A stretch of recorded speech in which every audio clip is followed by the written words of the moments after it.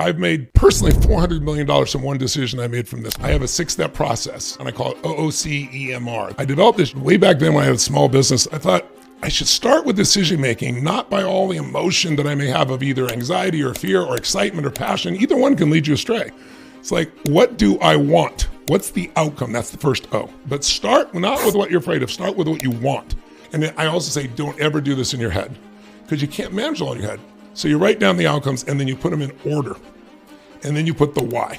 So now when you're crystal clear what you want and the order you want it in, and that's critical. What's number one? You gotta be rigorous. Now you can make decisions by going to the second O, what are your options? Now you may not like them all, but you shouldn't lie to yourself and say this is the only option. That'll stress you out. So I write out all the options. Then I go to OOC is consequences, which is what you're doing the decisions for. What's the upside and the downside of each of these decisions to the best of my knowledge? The upside could be this and this, the downside could be that and that. Now you know what exactly you want, you know what your options are, and you know upsides and downsides of each. So now we're gonna go into the last 3 stages. I'm gonna evaluate, mitigate, and resolve. Evaluate. Now I'm gonna evaluate what's the probability of those consequences.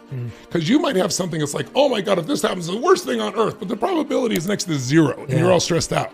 Unless you evaluate probability, you're wasting your time.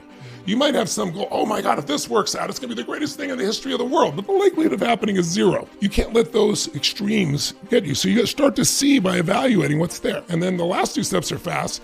It's mitigation. Mitigation means, okay, I've seen what I want. I know my options. I know the upside down. I know what's probable.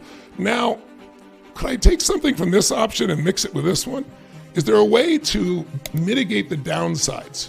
And almost always there are. And at this stage, your brain gets really creative because it's not in fear or uncertainty or anxiety because you're not in your head, it's right in front of you. And the last part is resolve.